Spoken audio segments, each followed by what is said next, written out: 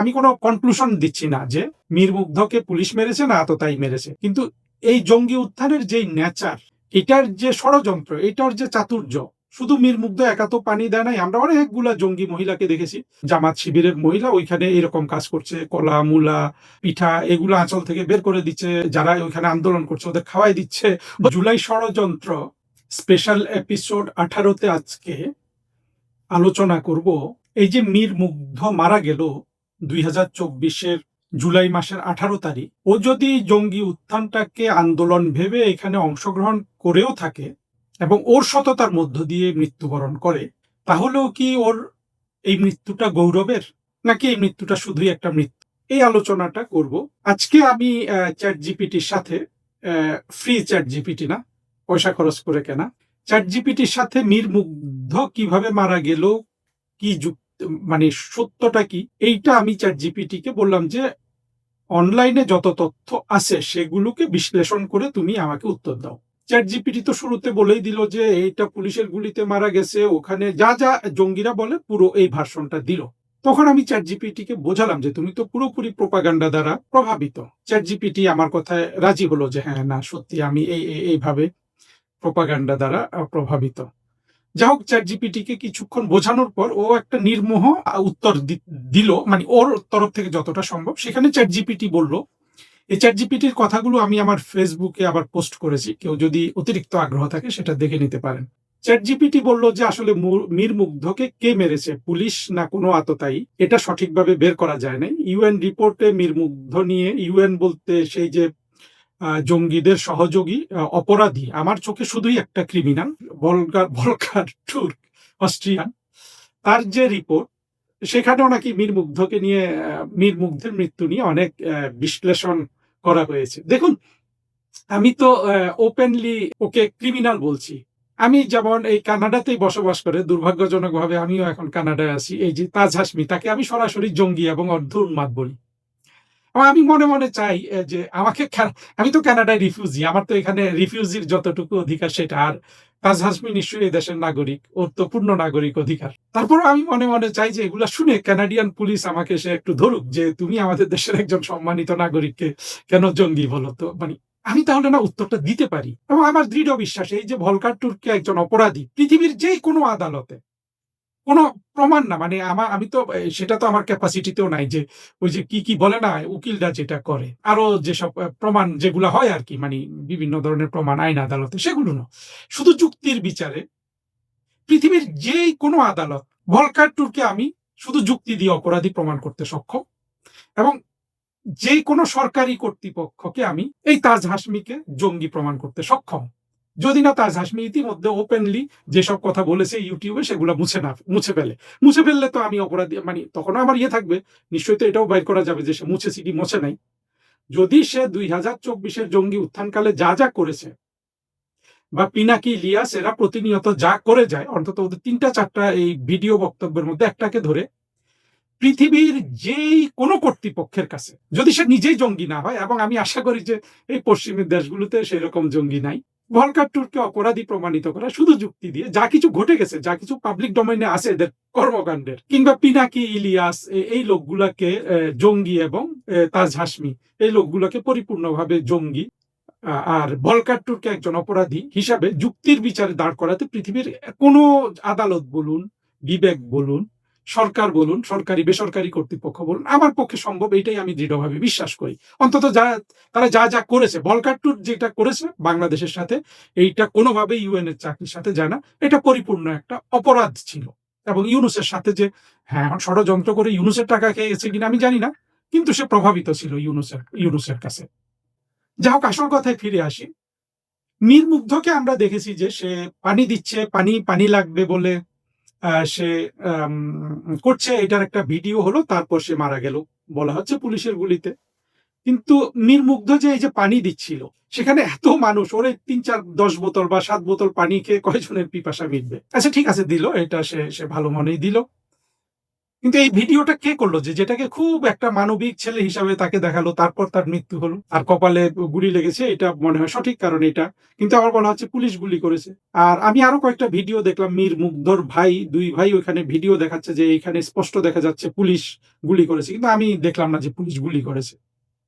আমি আসলে অ্যাজিউম করছি না যে মানে আমি কোনো কনক্লুশন দিচ্ছি না যে মীর মুগ্ধকে পুলিশ মেরেছে না আততায়ী মেরেছে, কিন্তু এই জঙ্গি উত্থানের যে নেচার, এটার যে ষড়যন্ত্র, এটার যে চাতুর্য, শুধু মীর মুগ্ধ একা তো পানি দেয় নাই, আমরা অনেকগুলা জঙ্গি মহিলাকে দেখেছি, জামাত শিবিরের মহিলা ওইখানে এরকম কাজ করছে, কলা মূলা পিঠা এগুলো আঁচল থেকে বের করে দিচ্ছে, এই যারা ওইখানে আন্দোলন করছে ওদের খাওয়াই দিচ্ছে, ওদের মাথায় হাত বুলিয়ে দিচ্ছে, এগুলো আমরা দেখেছি। এইসব অভিনয়ের সাথে যুক্ত হয়ে গেছে মোশাররফ করিমদের মতো কি বলবো অশিক্ষিত কিন্তু অভিনয়ে দক্ষ এই লোকগুলা। যেমন আমি ভাবতাম যে মামুনুর রশিদ একজন অত্যন্ত ভালো মানুষ, বা দেখলাম যে এই লোকটাও তো অথর্ব বলা ছাড়া তো আমার আর কোনো উপায় নাই। মামুনুর রশিদ যত ভালো নাটক আপনি লেখেন, হ্যাঁ ভয়ে যদি আপনি গিয়ে থাকেন সেটা ঠিক আছে, ভয়ে তো যাওয়াই আসলে তো এটাও সত্য যে যেমন আমি যেমন বলেছি যে কমিউনিস্ট পার্টি এদের রাজনীতি বাংলাদেশে শেষ, কিন্তু ওরা যদি ওখানে নাও যেত ওদেরকে তো মেরে ফেলতো, ওদের পার্টি এতদিনে ব্যান করে দিত, সেগুলো বলেন। কিন্তু এই যে লোকগুলো আবার গিয়ে ওইখানে অভিনয় যুক্ত হলো, এটা তো সারা বাংলাদেশকে প্রভাবিত করেছে। এই যে মীর মুগ্ধ ছেলেটা, আহ, আমি মোটা দাগে মনে করি যে যারাই এই আন্দোলনে গেছে হয় বেকুব, অশিক্ষিত অথবা জঙ্গি। তো মীর মুগ্ধকে আমি জঙ্গি বলছি না, কারণ আমার কিছু বন্ধু বান্ধব যাদের সাথে আমার মোটা দাগে রাজনৈতিক মতামত মিলে তারা বলছে যে না, আবু সাইদ জঙ্গি। আবু সাইদ যে জঙ্গি ছিল এটা অবশ্য পিনাকি বলে দিয়েছে, মীর মুগ্ধ জঙ্গি ছিল না। প্রমাণ কি? মীর মুগ্ধ না, হ্যাঁ ওই পোস্টটাও আমি দেখেছি আজকে রিসার্চ করতে গিয়ে। মীর মুগ্ধ একটা পোস্ট করেছিল ফেসবুকে যে বিএনপি জামাত, হুবহু বলতে পারবো না, এই আন্দোলনে ঢুকে গেছে, অর্থাৎ আন্দোলনটা হাইজ্যাক হয়ে যাচ্ছে। কিন্তু যেটা মীর মুগ্ধ সম্পর্কে আমরা দেখছি যে মীর মুগ্ধ, আবু সাইদ যারাই মারা গেছে এদের ফ্যামিলি গুলো কিন্তু প্রচুর বাণিজ্য করছে এই মৃত্যুগুলাকে কেন্দ্র করে, এটাও কিন্তু একটা নিষ্ঠুর কাজ। যাও, এখন তো সুযোগ পেলে বাণিজ্য করবে মৃত্যু নিয়ে, এটা খুব একটা নিষ্ঠুর কাজ হলো, অস্বাভাবিক কাজ না। মীর মুগ্ধ ওই সময়ে যেটা দেখলাম যে সে সোশ্যাল মিডিয়াতে 5 স্টার কন্টেন্ট ক্রিয়েটর, ফেসবুকে বা ইয়েতে, ধারণা করি ওর সে যেই যেই টাকা রোজগার করতো ওই সময়, সে তার পড়াশোনা ইত্যাদি খুলনা ইউনিভার্সিটিতে পড়েছে, ওগুলা সবাই জানে। 1 লক্ষ টাকার কম হবে বলে মনে হয় নাই আমি যতটুকু দেখলাম। 1 লক্ষ টাকা যে ছেলেটা রোজগার করে সে কেন বিসিএস এর চাকরির আন্দোলনে সে এখানে জড়ো হবে? বিসিএস এর আসল সরকারি চাকরি তো মূলত তো বিসিএস লোকটাই মূলত, যদিও সব চাকরিরই এই কোটা প্রথা সংক্রান্ত কথাবার্তা, সে মানে সিস্টেম এটার সাথে সবার স্বার্থ জড়িত। 1 লক্ষ টাকা যেই ছেলে ইতিমধ্যে রোজগার করতে পারে, সে যদি বিসিএস পরীক্ষা দিয়ে পুলিশ সার্ভিস, ট্যাক্স, কাস্টমস এগুলোতে ঢুকে, বুঝতে হবে যে ওর চূড়ান্ত মানে লক্ষ্যটাই হলো যে চুরি করে বড় লোক হওয়া, যে 100 কোটি টাকা 1000 কোটিপতি হয়ে যায় ওইটা করা। কারণ 1 লক্ষ টাকা তো বিসিএস এ আসে না দিলে, যে চাকরি পাবে। আর একটা যদি ফরেন সার্ভিসে জয়েন করে তখন এটা যৌক্তিক, কারণ ফরেন সার্ভিসে এর আগেও আমরা দেখেছি অনেক ছেলে মেয়ে অনেক বড় বেতনের চাকরি রেখে জয়েন করে, কারণ ফরেন সার্ভিসটা একটা সম্পূর্ণ ডিফারেন্ট, কি বলবো যে একটা ডিফারেন্ট ল্যান্ডস্কেপে একটা ছেলে বা মেয়েকে নিয়ে আসে, এবং তার সামনে একটা বড় আশাবাদ তৈরি হয় যে সে ভবিষ্যতে জ্ঞানী গুণী কিছু একটা হবে। যদিও প্র্যাকটিক্যালি আমরা দেখি যে বাংলাদেশ ফরেন সার্ভিসে সবাই কিন্তু, অন্তত আমি দেখেছি যে 98% কেউ জামাত হয়ে বের হয় রিটায়ারমেন্টের পরে, আর কেউ হেফাজত। এর বাইরে 2-1টা বের হয়, যেমন আমাদের অ্যাম্বাসেডর হুমায়ুন কবির, সে তো পুরোপুরি জাসদ, মানে হলো যে মানে যুক্তিটাকে ইচ্ছে করে সরিয়ে দিয়ে স্বার্থের পেছনে ঘুরলো, এবং তার জীবনের এই কুলুকুল দুকুলি বৃথা। হেফাজত জামাত হলে তো তাদের হয়তো বিশ্বাস আছে যে একটা একটা দিক পরিপূর্ণ।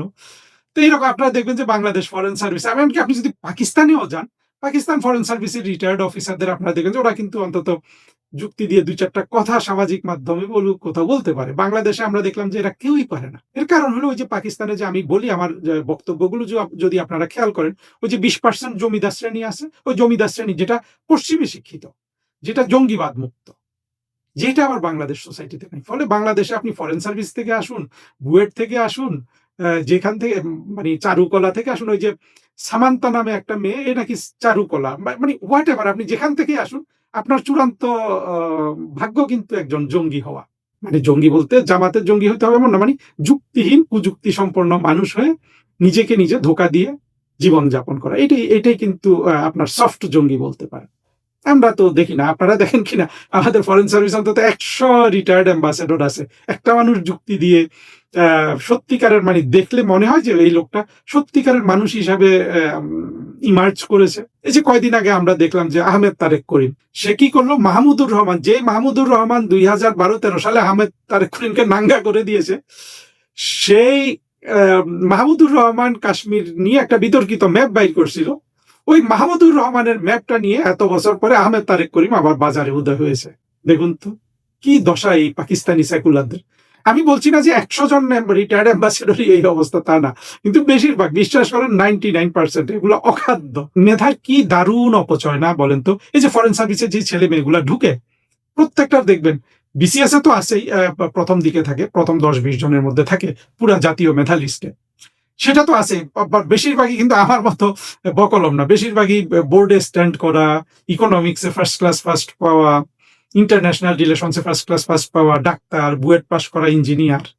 কিন্তু ওদের জীবনের চূড়ান্ত পরিণতি কি? একটা আধা জঙ্গি আধা অযৌক্তিক মানুষ হিসাবে শেষ নিঃশ্বাস ত্যাগ করা। বাংলাদেশের সব ফিল্ডে কিন্তু এটা মেধার অপচয় না? হ্যাঁ, আপনি যদি ওদের দৃষ্টিভঙ্গি থেকে দেখেন ঠিক আছে, কিন্তু আপনি যদি সভ্যতার দৃষ্টিভঙ্গি থেকে দেখেন, আপনি যদি মানুষের বৃদ্ধি বা বিকাশ বা জাতীয় উন্নয়নে কন্ট্রিবিউট করার দৃষ্টিভঙ্গি থেকে দেখেন, তখন তো এটাকে অপচয় ছাড়া আপনি কি বলবেন? তো মীর মুগ্ধ, ওর তো আসলে বিসিএস পরীক্ষা দেওয়ারই কোনো আমি যুক্তি খুঁজে পাই না। তাহলে সে কেন ওই আন্দোলনে গেল? ওকে ধরে নিলাম, প্রভাবিত হয়ে গেছে, যে ধরনের অভিনয় চলছিল সেই অভিনয় তো আসলে মানে বিটুইন দ্য লাইন্স পড়া কিন্তু কঠিন ছিল। আর মীর মুগ্ধর ওইটা অভিনয় আমার কাছে মনে হয় নাই ও যে পানি পানি করছে। হতেও পারে, কারণ আমরা কিছুদিন আগে আমি ওই যে সুলতানা রহমানের, এর আগে অন্য ভিডিওতে এই সুলতানা রহমানের এই প্রতিবেদনটার উদাহরণ দিয়েছি বলে এখানে সংক্ষেপে বলছি। সেইখানে দেখলাম এই যমুনা টেলিভিশনের এই মেয়েটা বিখ্যাত হয়ে গেছে নিকোল নামে, ওই একটা নামই আমি জানি, মানে এই নামের পাশে নিশ্চয়ই তার আরো কোনো নাম আছে। ওই মেয়েটা দেখাচ্ছে যে সে টকশো করতেছে, দুইটা গেস্টকে বলছে যে এই আপনাদের পানি আছে, পানি লাগবে, পানি লাগবে, ওই মীর মুগ্ধর ওই কথাটাকে মানে দিয়ে তার অডিয়েন্সকে প্রভাবিত করার জন্য, এবং চোখের পানি ফেলে দিচ্ছে, এবং পরবর্তীতে বলছে যে না আমি কিন্তু অভিনয় করছি না। চিন্তা করে দেখেন, এই যে নিকোল নামের মেয়েটা যে ওই যে কথাটা বলে ফেললো যে আমি অভিনয় করছি না, ওটাই পুরো প্রমাণ যে সে ডলার খেয়ে হোক, যেভাবে হোক, বা যমুনা টেলিভিশনের কর্তৃপক্ষের প্রভাবের কারণে হোক, সে কিন্তু অভিনয় করছে, এবং সে যে অভিনয় করছে তার প্রমাণও সে দিয়ে দিচ্ছে, এই কথা বলেছে আমি কিন্তু অভিনয় করছি না। চিন্তা করেন, এই যে নিকোল নামটা তো মনে হয় যে খ্রিস্টান, আমি জানি না সে মুসলমান না খ্রিস্টান আছে, কিন্তু তুমি যদি খ্রিস্টান হয়ে থাকো নিকোল, এই মেয়ে শোনো, তুমি কিন্তু ডাবল অপরাধ করেছো। কিভাবে জানো? এই যেভাবে পিনাকি এবং গৌতম এবং দেবপ্রিয় ডাবল অপরাধ করছে, সেভাবে তুমি কিন্তু ডাবল অপরাধ করেছো। কারণ হলো বাংলাদেশের যারা স্বাধীনতা বিরোধী, এদের কাছে এই ধরনের একটা খ্রিস্টান বা হিন্দু যারা মুক্তিযুদ্ধের বিপক্ষে অবস্থান নেয়, তারা হলো সোনার টুকরা, লক্ষ কোটি টাকার দামের জিনিস। কিন্তু কারণ আমরা মুসলমানরা বললে মানুষ বিশ্বাস করবে না, কারণ মুসলমানরা তো আবার যাও বই তর্কে না যায়। কিন্তু তুমি খ্রিস্টান হয়ে যদি এটা করো, হিন্দু হয়ে যদি এটা করো, বৌদ্ধ হয়ে যদি এটা করো, তুমি কিন্তু ডাবল অপরাধ করেছো। অবশ্য বাংলাদেশে একটা সুবিধা আছে যে খ্রিস্টানরা খুব অত বেশি ডে টু ডে সাম্প্রদায়িকতার ভিকটিম হয় না। এর কারণ হলো যে খ্রিস্টানদের পেছনে মানুষ ভাবে যে এদের পেছনে আমেরিকা আছে। সেটা হয়তো বড় কারণ না, বড় কারণ হলো যে বাংলাদেশের পুরো সাম্প্রদায়িকতাটা কিন্তু মুক্তিযুদ্ধের পরাজিত শক্তির, বাংলাদেশকে পরাজিত করার স্পৃহা থেকে আসা সাম্প্রদায়িক ঘৃণা, যার কারণে এই সাম্প্রদায়িকতাটা শিকার হয় দুইটা জিনিস। যেহেতু হিন্দুরা মোটা দাগে একেবারে 1947 সালে পূর্ববঙ্গ বা বর্তমান বাংলাদেশের হিন্দুদের স্বপ্ন হলো যে একটা সেকুলার বাংলাদেশ, যেটা তারা বঙ্গবন্ধুর কাছে চেয়েছিল, যেটা তারা শেখ হাসিনার কাছে চেয়েছিল, যেটা 1971 সালে পরাজয়ের মাধ্যমে, অর্থাৎ পাকিস্তানিদের এবং বাংলাদেশের এই জঙ্গি মৌলবাদী স্বাধীনতা বিরোধীদের পরাজয়ের মাধ্যমে যেটার আশা দেখা দিয়েছিল এরা, এই হিন্দুগুলো এবং আমরা সেকুলার মুসলমানরা, যারা এই একই স্বপ্ন দেখি যে বঙ্গবন্ধুর সোনার বাংলা কিংবা একটা আধুনিক অসাম্প্রদায়িক গণতান্ত্রিক বাংলাদেশ। আমরা কিন্তু সবচেয়ে বড় সাম্প্রদায়িকতার শিকার। এটা কিন্তু খ্রিস্টানরাও না, বৌদ্ধরাও না, আর অত সংখ্যায় কম। ওদেরকে নিয়ে আমি যতটা বুঝি, কেউ থাকতে পারে সাম্প্রদায়িকতার শিকার, আর সাম্প্রদায়িকতার শিকার হতেও এটা বুঝতে হলেও তো কিছু বোধ বুদ্ধি লাগে। নিকোল মেয়েটা যদি মুসলমান হয় ঠিক আছে সেটা, কিন্তু যদি খ্রিস্টান হয় এ ডাবল অপরাধ করেছে ওই অভিনয়টা করে। কারণ হলো আপনি যদি হিন্দু হয়ে যদি স্বাধীনতা বিরোধীদের পক্ষ নেন, বা খ্রিস্টান হয়ে, বা যে কোনো সংখ্যালঘু তৃতীয় লিঙ্গের ক্ষেত্রে এই কথা খাটে, যেভাবে যে ওগুলা হয়েছে, যেগুলা নটি যারা অভিনয় করে। তো সব দিক থেকে মীর মুগ্ধ, আপনি অনেক ধরনের যুক্তি দিতে পারবেন যে এই মীর মুগ্ধ কেন মানে কোন পক্ষের আমরা জানি না। আমরা ধরে নিলাম যে আমি যতগুলা কথা এই পর্যন্ত বললাম সেগুলাকে আমি আমি অবহেলা করে আমি কথাটাই বলি যে মীর মুগ্ধ সৎভাবে ওই আন্দোলনে গেছে, যেটা আমার কাছে জঙ্গি উত্থান, এবং সে নিহত হয়েছে পুলিশের গুলিতে কিংবা আততায়ীর গুলিতে। কিন্তু সকল সার্কমস্ট্যান্সিয়াল এভিডেন্স বলে যে সে আততায়ীর গুলিতে নিহত হয়েছে। আমি ধরে নিলাম তাও না, পুলিশের গুলিতে নিহত হয়েছে, যদিও তার ত্রিসীমানায় পুলিশ ছিল না। তাহলেও কি মীর মুগ্ধের এই যে আত্মাহুতি বলেন বা মৃত্যু বলেন, এটা কোনো গৌরবের? না, মোটেও না, একেবারেই না। এইটা একেবারেই না, এবং এইটাই মীর মুগ্ধর লস। যদি মীর মুগ্ধ সৎভাবেও আত্মাহুতিটা দিয়ে থাকে, অর্থাৎ ওকে পুলিশ মেরে ফেলছে, ও দেশ উদ্ধার করার জন্য এই জঙ্গি আন্দোলনে গিয়েছে, এগুলো সব সত্য হলেও ওর মৃত্যুটা না একটা অ্যাক্সিডেন্টাল ডেথ, একটা ডেথ একটা সম্ভাবনাময় তরুণ। জানি না সে কতটা সম্ভাবনাময় তরুণ, বুদ্ধিশুদ্ধি ছিল, না হলে তো কন্টেন্ট ক্রিয়েট করে পয়সা রোজগার করা যায় না, অতি বুদ্ধিমান না হলে। সম্ভাবনা ছিল, বয়স কম ছিল, কিন্তু ওর মৃত্যুটা একটা সাধারণ মৃত্যুতে পরিণত হয়। এখন এই মৃত্যুটা কিভাবে মহিমান্বিত হতে পারত? প্রথম কথা হলো যে মীর মুগ্ধ যাদের সাথে গেছে ওরা সভ্যতা বিরোধী, এরা ইতিহাস বিরোধী। আপনি এই দুটোর, এই সভ্যতা এবং ইতিহাস বিরোধী কোনো কিছুর সাথে জড়িত হলেই আপনার সেখান থেকে যদি আপনার মৃত্যু আসে, সেটার কোনো চূড়ান্ত গ্লোরিফিকেশন নাই, চূড়ান্ত নাই। কিন্তু সাময়িক গ্লোরিফিকেশনের সুযোগ ছিল মীর মুগ্ধর। তাহলে কি করতে হইতো? তাহলে এই যে হাসনাত, যে জঙ্গিগুলা বেঁচে গেছে, হাসনাত, সার্জিস, ওরা যদি যেই কথাগুলো জাতিকে দিয়েছিল যে আমরা, ওখানে তো চাতুর্য করেছে। প্রথমে হলো যে সরকারি চাকরিতে কোটার বিলুপ্ত চাই, কোটা আসলে তখন ছিলই না। ছাত্রলীগের সভাপতি একটা বক্তৃতা এটা তখনই বলেছিল, কেউ কিন্তু আপনারা খেয়াল করেননি, সভাপতি সাদ্দাম হোসেন। তখন কোটা ছিল না, এমন একটা সময় ওরা কোটা বিরোধী আন্দোলন করে কেন এই হাইকোর্ট সুপ্রিম কোর্টে এই কোটা তুললো। এর সাথে জেনারেল ওয়াকারের ক্ষমতা গ্রহণ, অর্থাৎ ক্ষমতা গ্রহণ করতে সেনাবাহিনী প্রধান হওয়া, এগুলো খুব কাকতালীয়। আমি জানি না, অনেক অনেক ব্যাখ্যা দিয়েছেন। আমি তো আপনাদের সাথে প্রতিজ্ঞা করেছি যে কোনো মিথ্যা কথা, ব্যাখ্যা যেটা আমি জানি না সেগুলা নিয়ে আমি কথা বলবো না, কিন্তু প্রশ্নগুলা কিন্তু চলে আসে। যদি জঙ্গিগুলা এই যে এগুলা যদি ভোগে এবং চুরিদারিতে, লুটপাটে ব্যস্ত না হয়ে যেত, ওরা যদি দেখাতো যে সত্যি সত্যি এই যে হাসনাত আব্দুল্লাহ দেখেন কত অসৎ একটা ছেলে, এমপি হওয়ার আগে বলেছে যে এমপিদের গাড়ি আর ও এমপি থাকলে কেউ আর গাড়ির মালিক হতে পারবে না, ওই যে ট্যাক্স ফ্রি গাড়ি এমপিরা কিনতে পারে। এমপি হওয়ার পর ওই সবার আগে গাড়ির আহ্বান, মানে ওকে যেন গাড়ি দেয় সরকারকে, সেই আহ্বান জানিয়েছে। কতটা অসৎ এই জঙ্গিগুলা, চিন্তা। এবং আরেকটা জিনিস মনে রাখবেন, জঙ্গি মাত্রই অসৎ। আপনি জামাতকে যেটা দেখেন যে না ওরা টাকা চুরি করে না, এটা হলো কি জানেন, এটা আপনি খুব ক্ষুদ্র দৃষ্টিভঙ্গি থেকে দেখেন। কিন্তু জঙ্গিবাদটাই হলো, জঙ্গিরা কি হয়? জঙ্গিরা হয় যে তার উদ্দেশ্য হাসিল করার জন্য ভালো কৌশল, মন্দ কৌশল, অপকৌশল সবকিছু তার ডিকশনারিতে হলো যে বৈধ। এটাই চূড়ান্ত অসততা। অর্থাৎ এখানে কোনো আপনার যে ইথিক্যালের বাংলা কি হতে পারে, অর্থাৎ ন্যায়পরায়ণতার ভিত্তিতে জঙ্গিবাদ একটা সমূহ, একটা অসৎ জিনিস, অসৎ চিন্তা, অসৎ মস্তিষ্ক, এটাই অর্থাৎ ধ্বংস হয়ে যাওয়া একটা মস্তিষ্ক। কিন্তু এর ঊর্ধ্বে যদি এই জঙ্গিগুলো, অন্তত জামাত যে চালাকিটা করে, জামাত যদি এই ছেলেগুলো তো জামাতেরই জঙ্গি, জামাত যদি ওই চালাকিটা করতো, জামাতও কিন্তু ধ্বংস হয়ে গেছে 24-এর জঙ্গি উত্থানের পর। কিভাবে? ওরা যদি তিনটা জিনিস নিশ্চিত করতো অন্তত সাময়িকভাবে, কি ওরা বলেছিল যে সরকারি চাকরিতে কোটা থাকবে না। ওরা যদি কোটা এখন আছে কিনা সেটা বড় প্রশ্ন না, বড় প্রশ্ন হলো গত 2 বছর যত সরকারি চাকরি ইউনূস দিয়েছে, এখন তারেক রহমান দিচ্ছে। আপনারা খোঁজ নিয়ে দেখেন তারেক রহমান কি করছে আমি জানি না। ইউনূস যত চাকরি দিয়েছে সব জঙ্গিদেরই চাকরি দিয়েছে। বাংলাদেশের আপামর জনগণের যে চাকরি পাওয়ার একটা সুযোগ ছিল শেখ হাসিনার আমলে, সেটাও ইউনূস ধ্বংস করে দিয়েছে। তারপরে ওরা বলেছে বৈষম্য দূরীকরণ করবে। ওরা যদি কোনো না কোনো ক্ষেত্রে দুই একটা বৈষম্য দূর করে দেখাতো বাংলাদেশে, এবং ওরা বলেছিল যে ওরা ইলেকশন সহি করবে, আর ইলেকশনটা যদি ইউনূস সহি করতো, তাহলেও এই যে মীর মুগ্ধের, যেটাকে যদি আমি আত্মাহুতি হিসাবে ধরেও নেই, তাহলেও সাময়িকভাবে মীর মুগ্ধের এই জীবনদানটা গ্লোরিফিকেশন, মানে অন্তত এখন তাকে শহীদ, গ্লোরিফাইড অথবা গৌরবের মৃত্যু হিসাবে ধরে নেওয়া যেত। তার পরিবারের এটা নিয়ে গর্ব করার থাকতো। এবং সাময়িকভাবে গৌরব করলেও ওরা যে চাতুর্যের মাধ্যমে বাংলাদেশের ক্ষমতা গ্রহণ করেছে, সেটার চূড়ান্ত পরাজয়ের পর মীর মুগ্ধের এই যে সাময়িক মহিমা, সেটা এই মৃত্যুর সাময়িক মহিমা, সেটা চূড়ান্তভাবে বিলীন হয়ে যেত। কিন্তু ওরা যে এই তিনটা কাজের কোনোটাই করে নাই, সরকারি চাকরিতে আপনার ন্যায় বিচার করা, বৈষম্য দূরীকরণে ন্যায় বিচার করা, নির্বাচনে ন্যায় বিচার করা, এই যে তিনটা জায়গার কোনোটা যদি কোনো ন্যায় বিচার করলো না, এইটার কারণেই এই মীর মুগ্ধের জীবন যদি সে সৎভাবেও দিয়ে থাকে, পুলিশও যদি তাকে মেরে থাকে, তাহলেও কিন্তু সাময়িকভাবেও কিন্তু এই মৃত্যুটা কোনো গ্লোরিফিকেশন দেখলো না। এইটা ও যাদের পেছনে পড়ে জীবনটা দিল, যদি সে কলুশনে, মানে তাদের সাথে ষড়যন্ত্র করে সে যে থাকে অভিনয় করে, সেটা তো ভিন্ন বিষয়। কিন্তু ও যদি সৎ একটা ছেলে, সৎভাবে জীবন দিয়েছে, তবুও সে যাদের পেছনে, যাদের উস্কানিতে জীবনটা দিল, তাদের অসততা, তাদের নগদ মিথ্যা অসততার কারণে, জাতির সাথে প্রতারণার কারণে ওর মৃত্যুটা একটা অ্যাক্সিডেন্টাল ডেথ, একটা দুর্ঘটনা জড়িত মৃত্যু হিসাবেই পড়ে থাকলো।